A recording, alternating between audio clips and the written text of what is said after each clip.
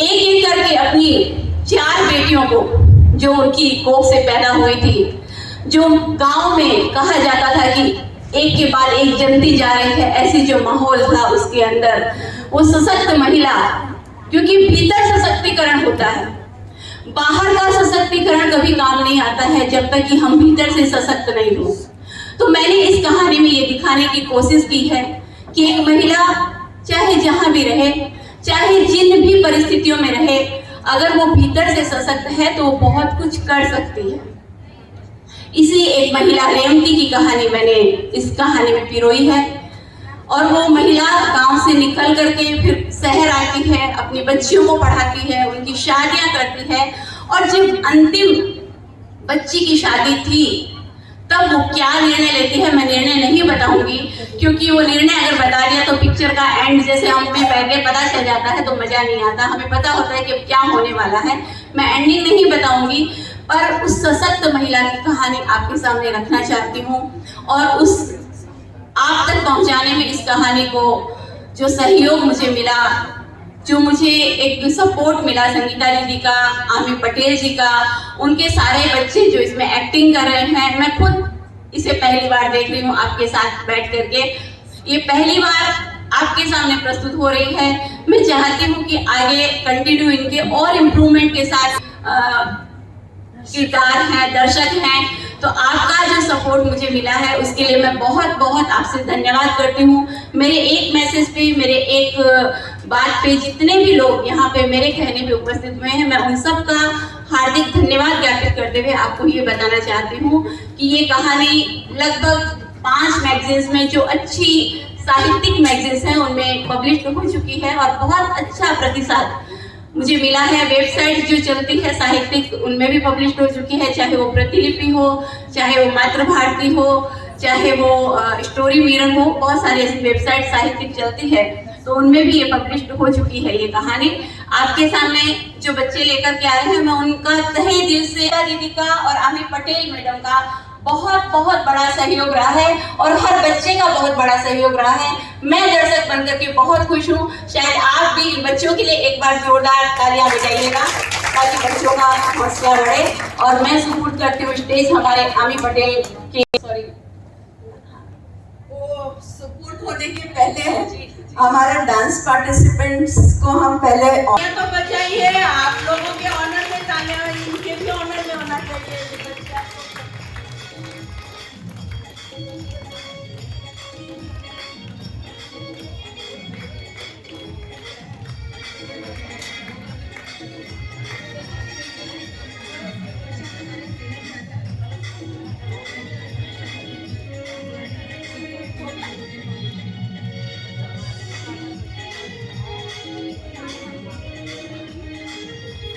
जब संगीता दीदी को ये कहानी मैंने सुनाई थी तो उन्हें कहानी इतनी पसंद आई, उन्होंने कहा कि हम आगे आने वाले भविष्य में इस पे फिल्म बनाएंगे, आप चिंता मत करो। मैंने कहा मैंने कहानी लिख दी, मेरा काम खत्म हो गया, और संगीता दीदी आपका काम शुरू होता है। और उन्होंने ये नृत्य नाटिका तैयार करवाई, अपने कार्यक्रम का एक हिस्सा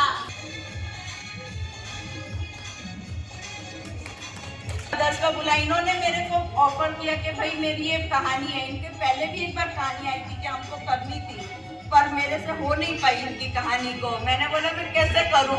फिर जब मैं इनके पास गई हमारे सूरज सखी के कवि सॉन्ग लिखवाने के लिए, तो इन्होंने बोला मैंने एक और कहानी लिखी है मदर्स। तो मैंने बोला, मैंने बाबा को बोला, मैंने शिव बाबा को बोला अब तो इनकी आश पूरी करनी चाहिए। बार बार मेरे पास आते हैं, मेरे को अच्छा नहीं लगता है कि मैं कुछ कर नहीं पाती हूँ किसी के लिए। तो हमने बोला चलो मदर्स डे पे हम इसको कर लेते हैं। विमेंस डे पे करना था पर विमेंस डे पॉसिबल नहीं हुआ, तो हमने बोला मदर्स डे पे करते हैं।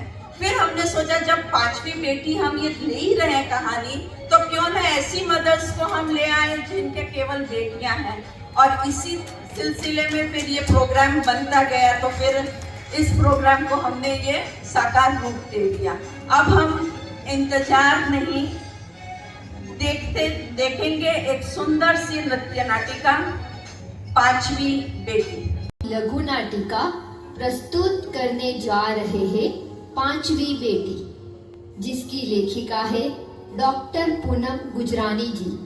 इसको साकार रूप दिया है शिल्प मैत्री स्टूडियो भट्टार सूरत की डायरेक्टर मिसिस अमी पटेल एवं उनके साथियों ने, और इस लघु नाटिका के निर्देशन में सहयोग दिया है ब्रह्म कुमारी के community radio Madhuban 90.4 FM Abu road Rajasthan की PRO मिस संगीता चांडक ने। इसमें कलाकार इस प्रकार है: रेवती, अम्मा, राजा बाबू और दया। प्रस्तुत है लघु नाटिका पांचवी बेटी। वंदे मातरम बोलिए दिल से बारंबार, वंदे मातरम बोलिए दिल से बारंबार, वंदे मातरम बोलिए दिल से बारंबार, वंदे मातरम बोलिए दिल से बारंबार। नारी है जगत में प्रभु शक्ति का अवतार, नारी है जगत में प्रभु शक्ति का अवतार, वंदे मातरम बोलिए दिल से बारंबार। नारी है जगत में प्रभु शक्ति का अवतार, नारी है जगत में प्रभु शक्ति का अवतार। वंदे मातरम बोलिए दिल से बारंबार, वंदे मातरम बोलिए दिल से बारंबार। नारी के अनेकों रूप में एक निश्चल, निस्वार्थ, शक्तिशाली स्वरूप है माँ। यह कहानी भी एक ऐसी ही गांव की एक शक्तिशाली माँ रेवती की है। गांव में दो भाई राजा बाबू और दया अपनी माँ के साथ रहते थे।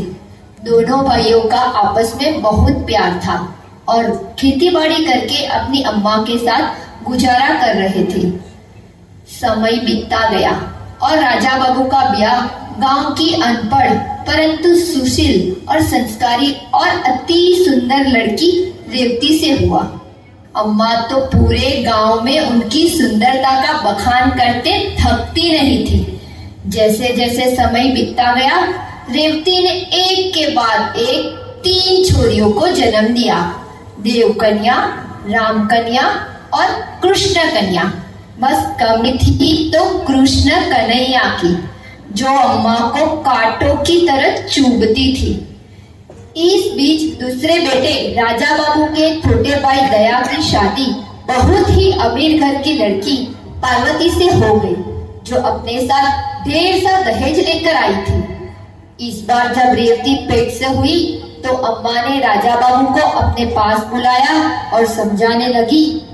देख बेटा, 3 छोरियां हैं तन्ने, इनके छोरो ही होना चाहिए। जा डॉक्टर बाबू से बात कर, कोई रास्ता निकाल लेवेगा बे। अम्मा, ये मेरे से ना होवेगा। अरे करम जली, कुछ तो शर्म कर। 3 छोरियां जड़कर बैठी है, कहीं मुंह दिखाने लायक नहीं छोड़ा। इस बार यदि छोरी पैदा की तो मुझसे बुरा कोई नहीं होवेगा। अरे रे रे रे, मार डाला रे कुलक्षणी ने। खबरदार हाथ उठाया तो। आज तक तारी हर बात नजर नीची करके सुनती आई हूँ, पर अब नहीं। इसको मेरी कमजोरी मत समझना। छोरा छोरी पैदा करना लुगाई का हाथमा नहीं, मर्द का हाथमा होगा। पूछ लेना नर्स मैडम ने, वो बताए थे मैंने XY के बारे में। डॉक्टर बाबू से बड़ी साठ गांठ है ना थारी, तो पूछ लेना उनको।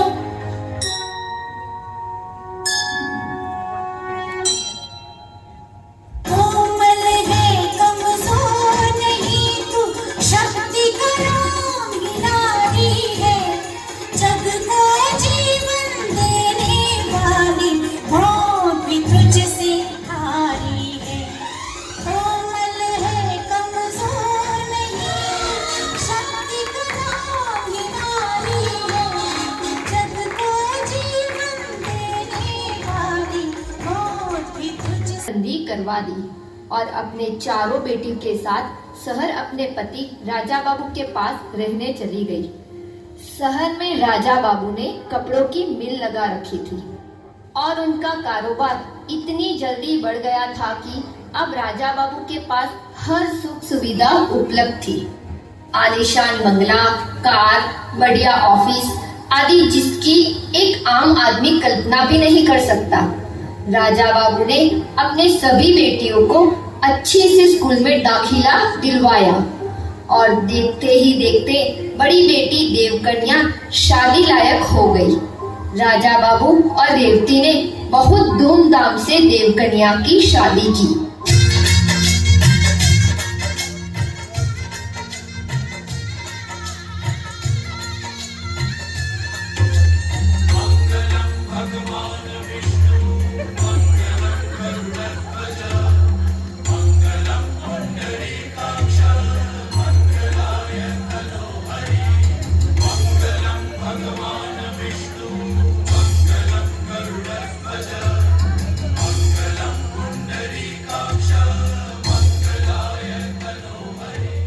नजर लग गई। राजा बाबू को हाई बीपी, कोलेस्ट्रॉल, डायबिटीज ने घेर लिया था और एक दिन हार्ट अटैक से उनकी मृत्यु हो गई। रेवती जैसे काठ सी बन गई। अम्मा ने और देवर दया ने बहुत समझाया कि कारोबार समेटकर गांव चलो, परंतु रेवती नहीं मानी। दामाद भी आगे आए कारोबार में हाथ बटाने, परंतु रेवती ने उनको भी मना कर दिया। दया के बेटे को भी अपने पास नहीं रखा। उसने हिम्मत नहीं हारी। बच्चियों को पढ़ा लिखा कर समाज में प्रतिष्ठित पोस्ट पर पहुंचाया और खुद भी अंग्रेजी बोलना, कंप्यूटर चलाना, ऑफिस के कारोबार से संबंधित सभी जानकारी ली। कार चलाना सीखा और कुछ ही समय अंतराल में मजबूती से कारोबार संभाला। उसने अपना ऐसा दबदबा बनाया कि किसी को उसके आगे बोलने की हिम्मत नहीं थी।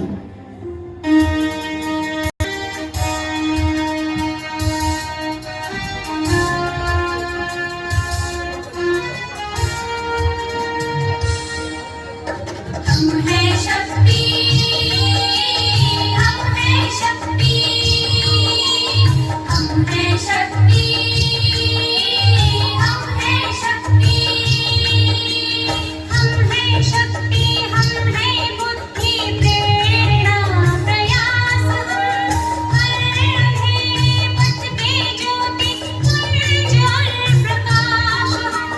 हम हैं शक्ति, हम हैं बुद्धि, प्रेरणा, प्रयास, हर पथ पे ज्योति, उज्ज्वल प्रकाश। हम हैं शक्ति, हम हैं शक्ति, हम हैं शक्ति, हम हैं शक्ति। ये सब बेटियां ससुराल चली गई। बेटियां दामाद सब 4 दिन मेहमान बनकर आते और चले जाते। अब चौथी बेटी सुकन्या की शादी होने वाली थी। रेवती ने दया को बुलाया गांव से। सुकन्या के जाने के बाद घर खाली हो जाएगा, ठीक ही कहती थी। छोरी की माँ रानी, बुढ़ापे में भरे पानी। बेटियां, समाज में कोई अधिकारी, कोई प्रोफेसर है। आपके परवरिश, संस्कार और समझ गुणों की भंडार है सारी छोरियां। आज भैया और अम्मा दोनों नहीं रहे होते तो देखते कैसे खानदान का नाम रोशन कर रही है चारों। सदियों से मैं तरस रहा था, सदियों से मैं तरस रहा था, जिसका था इंतजार इस जन्म में आके मिला मुझे। बेटियों का प्यार, वो घर की शान बेटिया, पिता का मान बेटिया, वो घर की शान बेटिया, पिता का मान बेटिया। अब क्या सोचा भाभी साहब? सोचना क्या है दया, अब तो बस करना है। बस इसीलिए तो तुझे याद कर रही थी। अच्छा, अब हुकुम करो भाभी साहब, अब जे कहो ते मैं हमेशा हाजिर हूँ थाड़ी हाजिरी में। हाँ दया, 4 बेटियों को पालते पोसते इनकी ऐसी आदत सी हो गई है कि अब बेटी बिना नहीं रह सकती। मतलब अब 5वीं बेटी गोद लेने का सोच रही हूँ मैं। सोचा क्या है, करना ही है। वो गांव की विधवा संतोषी बुआ तो जानते हो ना, कई सालों से उनकी बेटी आरती की पढ़ाई का खर्चा मैं ही तो उठा रही हूँ। अब के हायर सेकेंडरी की परीक्षा दी है, अब उसे गोद लूंगी। उसकी पढ़ाई और शादी की सारी जिम्मेदारी मेरी। क्या कह रहे हो आप? ठीक कह रही हूँ। मेरी संपत्ति के कई देवेदार मुझे साफ साफ दिखाई दे रहे हैं, पर मैं किसी को रिश्ते नहीं बुलाने दूंगी। पर किसी अनजान को गोद लेकर तो आप अपने ही पांव पर कुल्हाड़ी मार रहे हो। इससे तो आपके अपने आप से दूर ही हो जाएंगे ना। नहीं, जिसे मैं गोद ले रही हूँ उसकी शादी के बाद फिर एक कन्या और गोद लूंगी। यानी ये सिलसिला तब तक चलेगा जब तक मेरी सास। समाज में लड़कियों की स्थिति बेहतर हो, इसमें एक संविदा मेरी भी। क्या हुआ दया? मैंने तो अपनी वसीयत भी बना ली। बेटियों और दामादों से तो पूछ लिया है ना आपने।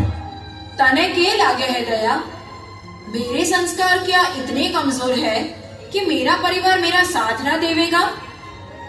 मुझे अपनी बेटियों पर पूरा भरोसा है। चौथी के विदाई के समय ही 5वीं की घोषणा करूंगी। जब बेटियों को जन्मने से पहले अम्मा को, नसबंदी करवाने से पहले राजा बाबू को और बिजनेस में हाथ डालने से पहले किसी को नहीं पूछा, तो अब क्या पूछना से दया? जो करना है खुद ही करना है, अपने दम पर करना है, तो फिर पूछने का क्या मतलब? ये बैसाखियां तो कब से तोड़ चुकी है थारी भाभी साहब। शादी में आते समय संतोषी बुआ और आरती को साथ में लाने की जिम्मेदारी थारी। और हाँ, ये कागज भी ले जाना, दस्तखत करवा लेना दोनों से। वकील साहब ने जहां निशान लगा रखा है